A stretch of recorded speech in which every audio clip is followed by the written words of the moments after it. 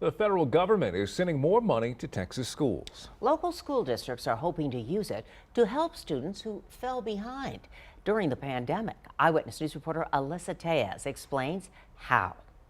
It's nothing new. The pandemic has pushed those at a disadvantage even further, and our kids are feeling the effects in school. The gaps that really already existed have just widened. In fact, the TEA reports the number of students not meeting grade level minimums increased across all subject areas and grade levels, especially in mathematics. Many students missed key foundational building blocks, and that then carried over to the following year. Additionally, students of color came back to school at lower rates. At Northside ISD, 48% of Asian students came back to school for in-person learning, compared to 58% of Black students, 61% of Hispanic students, and 67% of white students. Our goal, of course, is always to eliminate the gap. The U.S. Department of Education is sending an additional $4 billion after approving Texas's plan for the summer and upcoming school year. In total, Texas will receive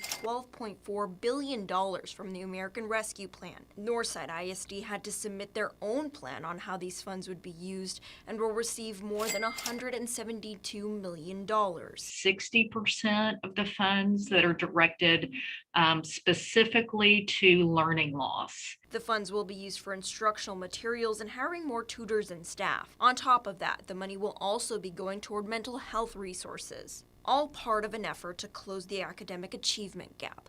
Alyssa Tejas, KENS 5 Eyewitness News.